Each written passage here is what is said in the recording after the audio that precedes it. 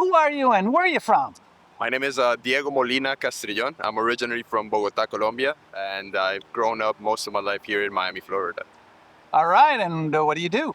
I'm a program manager at the Clio Institute. We're a nonprofit organization focused on education and advocacy around climate change in Florida.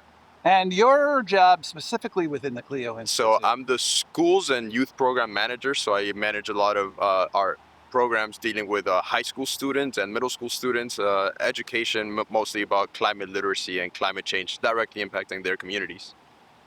All right, and so has the climate changed much since you were a kid? Have you noticed any changes?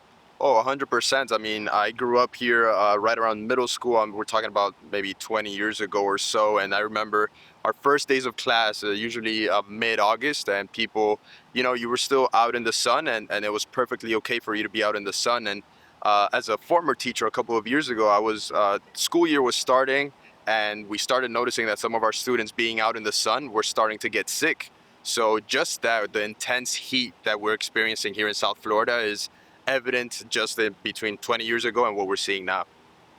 All right, and well, I mean, on an everyday basis, you deal with the climate. What are the kids telling you, and are they how on a? I mean, is there a general sense of climate change among them, or are they concerned? Let's say on a scale of 1 to 10, are kids? You find kids are really concerned or not that concerned at all? They're really just growing up. Yeah, I think people will be surprised at how concerned the students are, because we sometimes think of teenagers as being just very much in the moment and worried about their own lives, very selfish in that way.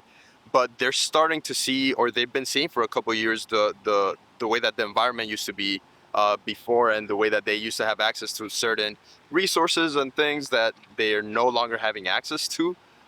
So students are very much aware about climate change, and they're interested in figuring out how they can get involved in it. And I think that it's a beautiful thing to see them wanting to engage their communities, the public at large, and how they can continue to fight this.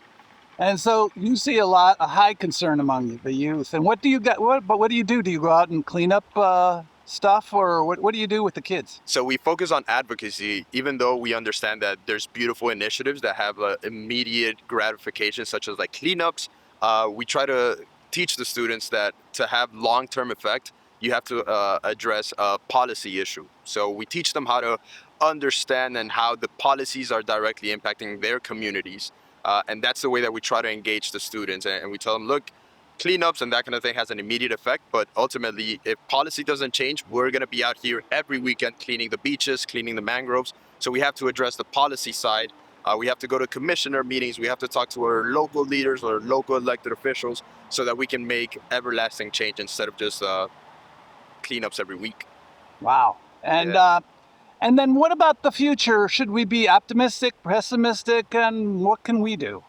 I think as we grow up, we tend to be a little pessimistic, and we just, because of life happens, we end up being cynical. And the beautiful thing about my job being engaged with the youth is they don't have that cynicism yet. They have a lot of hope, and they have this strong belief that they can make change. And I know it sounds cliche, but they're the ones that give me hope. When you see students contacting their commissioners and, like holding truth to power, that's what keeps me optimistic, making sure that I provide them with the tools to continue that good fight. That keeps me optimistic, and knowing that they do want to continue the fight. They understand that it's difficult. They understand that there's a lot of challenges, but they very much are aware of the power that they have, regardless of their whether voting age or not. And yeah, that keeps me optimistic about the future. All right. I guess one final question. I mean, have you seen any concrete changes?